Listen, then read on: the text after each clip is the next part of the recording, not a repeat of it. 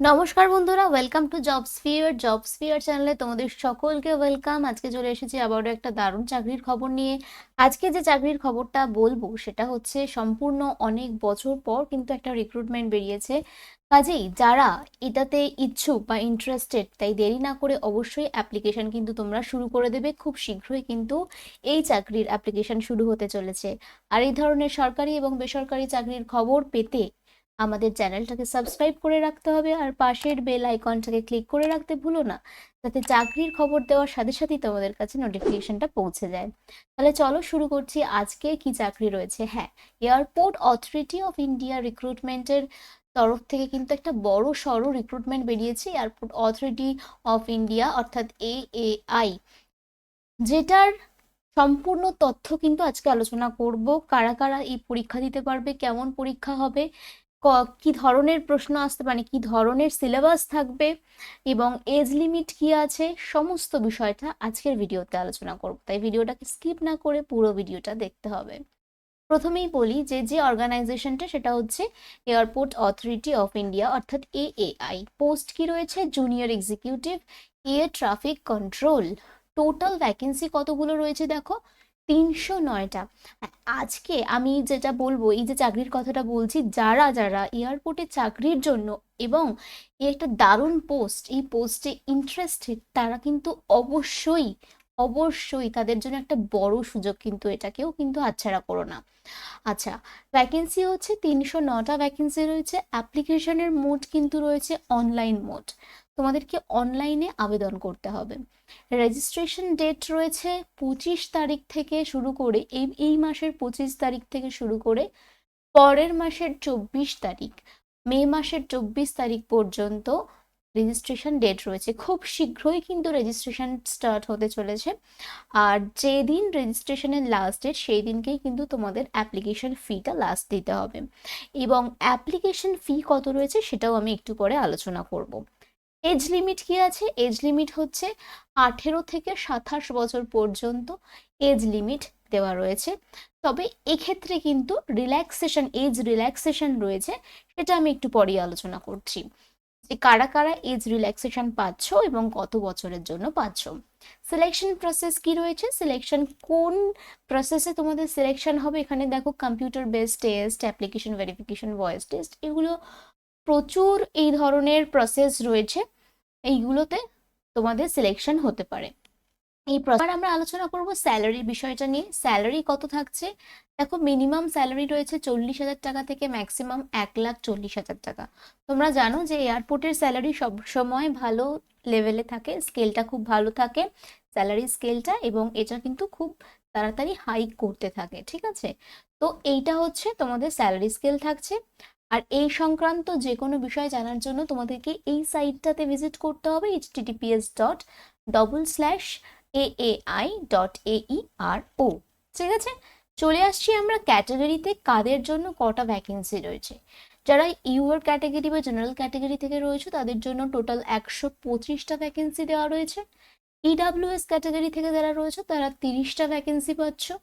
আচ্ছা, ওবিসির জন্য যারা রয়েছে তাদের জন্য কিন্তু 72টা ভ্যাকেন্সি রয়েছে। এসসি যারা রয়েছে তাদের জন্য রয়েছে 55টা ভ্যাকেন্সি। এসটি যারা রয়েছে তাদের জন্য 27টা। সব থেকে বেশি কিন্তু জেনারেলদের জন্য রয়েছে, এবং টোটাল 309টা কিন্তু ভ্যাকেন্সি রয়েছে। ঠিক আছে, চলে আসছি অ্যাপ্লিকেশন ফিতে। এই বিষয়টা নিয়ে অনেকের মধ্যে প্রশ্ন থাকে যে অ্যাপ্লিকেশন ফিটা কত, কোয়ারি থাকে ম্যাক্সিমাম এটা। SC ST female candidate, PWD, বা এই অ্যাপ্রেন্টিসশিপ ট্রেনিং নিয়েছো AAI-তে 1 বছর, এরকম যদি কেউ থেকে থাকো, তাহলে অবশ্যই তাদের জন্য কোনো রকম অ্যাপ্লিকেশন ফি লাগছে না। কিন্তু যারা এগুলো বাদ দিয়ে আদার ক্যাটাগরি থেকে যারা রয়েছে তাদের জন্য 1,000 টাকা কিন্তু অ্যাপ্লিকেশন ফি লাগছে। ঠিক আছে, চলে আসছি এডুকেশন কোয়ালিফিকেশন কি রয়েছে, অর্থাৎ শিক্ষাগত যোগ্যতা।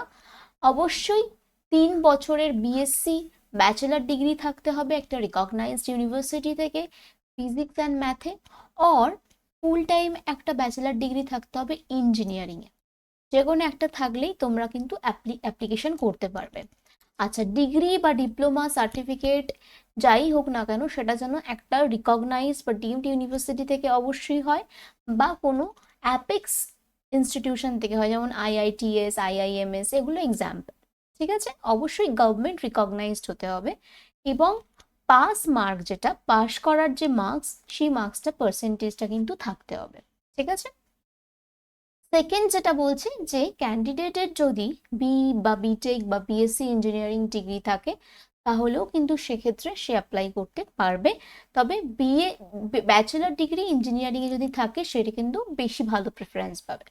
আচ্ছা, ডিপার্টমেন্টাল ক্যান্ডিডেটস মানে ধরো এই এখানেই রয়েছে, অন্য ডিপার্টমেন্টে রয়েছে, কিন্তু এই জুনিয়র এক্সিকিউটিভ মানে একটা অন্য ডিপার্টমেন্টে যেতে চাইছে, জাস্ট ডিপার্টমেন্টটা আলাদা হচ্ছে, সেক্ষেত্রেও হতে পারে। আর তোমাদেরকে বলে রাখি যে ডিস্টেন্স এডুকেশন বা পার্ট টাইমে যারা রয়েছে, মানে অনেকে মনে করছো যে ডিস্টেন্স এডুকেশন পড়াশোনা করেছো ডিস্টেন্স এডুকেশনে, তাহলে তারা কি পারবে? হ্যাঁ, ডেফিনেটলি তারাও কিন্তু পারবে। যারা পার্ট টাইমে পড়াশোনা করেছো বা ডিস্টেন্স এডুকেশনে করেসপন্ডেন্স, সেক্ষেত্রে তারাও কিন্তু অ্যাপ্লাই করতে পারবে। ঠিক আছে, চলে আসছি আপার এজ রিল্যাক্সেশন। এই যে 18 থেকে 27 বছর পর্যন্ত একটা এজ রিল্যাক্সেশন দেওয়া হয়েছিল, এজের একটা লিমিট দেওয়া হয়েছে, তো সেখানে এসসিদের জন্য 5 বছরের রিল্যাক্সেশন, মানে 27 থেকে শুরু করে আরো 5 বছর। এসটিদের জন্য 5 বছর, আরো 5 বছর, 27+5।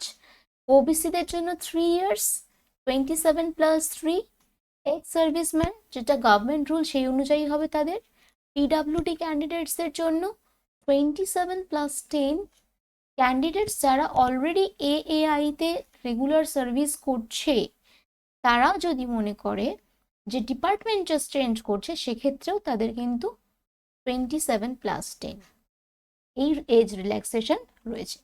সব শেষে আসি যেটা নিয়ে সবার প্রশ্ন, যে কি ধরনের সাবজেক্ট আমাদেরকে পড়তে হবে বা কেমন ধরনের কোয়েশ্চেন আসে, মানে কত নাম্বারের প্রশ্ন আসে, মার্কস কত আসে, বা ডিউরেশন কত থাকে পরীক্ষার, টাইমিং, ডিউরেশন। প্রথমে বলি, তোমাদের এই পরীক্ষাটা হয় কিন্তু দুটো পার্টে, part A and part B. Part এতে জেনারেল ইন্টেলিজেন্স রিজনিং থাকে, 15 questions, 15 marks. GK general awareness থাকে 10 কোয়েশ্চেন্স, 10 মার্কস। প্রতিটা জায়গা, প্রতিটা কোয়েশ্চেন কিন্তু 1 নাম্বার করে থাকছে। ইংলিশ থাকছে 20 questions, 20 marks. General aptitude, numerical aptitude থাকছে। General aptitude and numerical aptitude হচ্ছে 15 কোয়েশ্চেন্স, 15 মার্ক। আচ্ছা, পার্ট বিতে থাকছে ম্যাথামেটিক্স অ্যান্ড ফিজিক্স। ম্যাথামেটিক্সে 30, ফিজিক্সেও 30, টোটাল 120 মিনিটস, অর্থাৎ 2 ঘন্টার কিন্তু একটা পরীক্ষা তোমাদেরকে দিতে হচ্ছে। তাই যারা এই পোস্টের জন্য অ্যাপ্লাই করবে ভাবছো, দেরি না করে অ্যাপ্লিকেশন শুরু করে দাও। খুব শীঘ্রই অ্যাপ্লিকেশন স্টার্ট হতে চলেছে, এবং প্রিপারেশনটাও শুরু করে দাও। আর এই ধরনের সরকারি বেসরকারি চাকরির আপডেট পাওয়ার জন্য আমাদের জবস ফেয়ার চ্যানেলকে অবশ্যই সাবস্ক্রাইব করে রাখতে হবে, আর পাশের বেল আইকনটাকে ক্লিক করে রাখতে ভুলো না, যাতে চাকরির খবর দেওয়ার সাথে সাথে তোমাদের কাছে নোটিফিকেশনটা পৌঁছে যায়। তাহলে আজকের মতো এই পর্যন্তই, দেখা হচ্ছে পরের দিন আরও একটা দারুণ চাকরির খবর নিয়ে। Thank you for watching.